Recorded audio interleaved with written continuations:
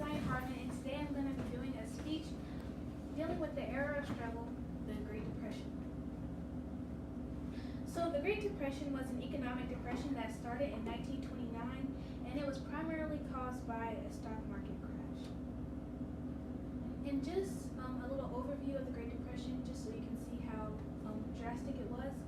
We see in 1933, there was an unemployment rate that reached a peak of 25%. And so that was equivalent to 15 million people out of work. So the Great Depression peaked during 1933, and during this time, nickels were not being minted because money circulation was so low. And also, the average family income was between $1,500 and $2,300 per year. And while there is inflation now, that is still a very low average for that time. So we see here 5 causes of the Great Depression. The first being the over-expansion of credit. This can also be called installment buying.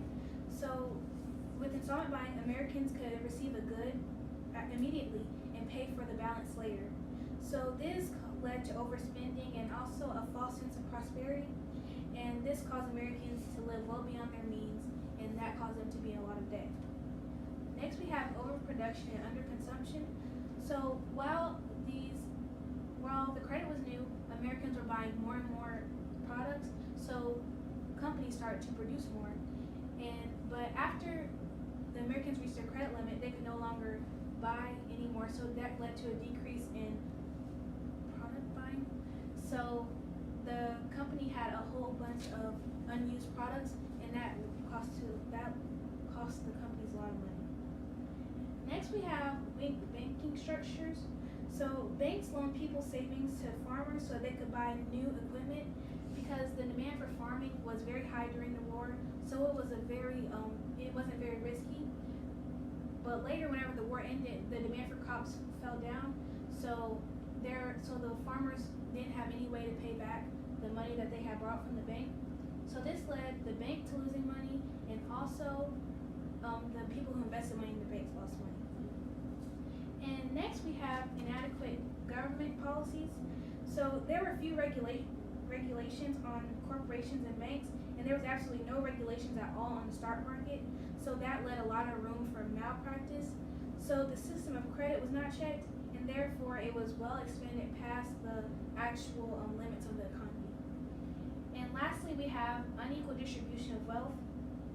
So in the 20s, 70% of Americans were living below the poverty line.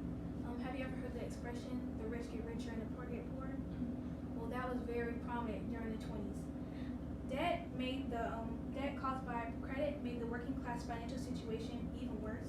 So the whole economy during this time was dependent on the spending of the few wealthy. So now we have the stock market crash. So this was kind of the immediate cause of the Great Depression, because following the stock market crash, that's when we fell into the Great Depression. So buying on margin in conjunction with inflated company earnings led to the crash. So buying on margin was the installment buying over expansion of credit, and the inflated company earnings was whenever Americans were buying more and more products. That was a very short amount of time, and so that led to inflated company earnings. And then we have companies overselling stock. So they would sell more stock than the company's assets were actually worth, and that made it impossible for investors to make all their money back. So the day that the stock market crashed is called Black Tuesday, and it happened on October 29, 1929. So this was the day that the markets and stocks plummeted. And this happened when investment companies tried to stabilize the market, because it was obvious that it was about to fall into a depression. And so they started buying up great quantities of stock. However, on Monday, the market went into free fall, and then the following Tuesday, which was Black Tuesday, was whenever the stock prices completely collapsed. So because of the stock market crash, there was a collapse in the banking systems. So after banks collapsed, people went to pull their money out, and this was called bank runs, and here we have a picture of a bank run. So the people, whenever they heard that the stock market had crashed, they went to the bank to take out their money, and the ones that did get their money out caused the banks to go completely broke, and most people didn't get any of their money back. and so this led to some banks closing indefinitely. And so here we have a list of effects of the Great Depression, such as banks closing, loss of life savings, businesses laying off workers, unemployment rates reaching an all-time high, homelessness, and also the popping up of shanty towns. And this is an example of shanty towns right here. They were not professionally built. They were built from scrap materials that people who were homeless, this was their only option, was to live in shanty towns. So that's what that is. So due to the high rates of unemployment and homelessness, this time period turned out to be very depressing. So this presented short-term effects like the ones we just mentioned, and also increase in petty theft and suicide. But however, it also continues to affect us in ways that we might not even notice today.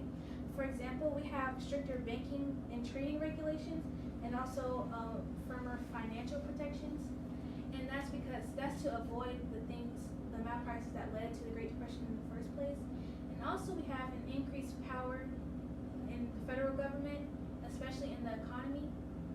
And that was caused by Franklin Delano Roosevelt's plan to recover from the Great Depression. And we also have a transition of people living in rural areas to more urban areas.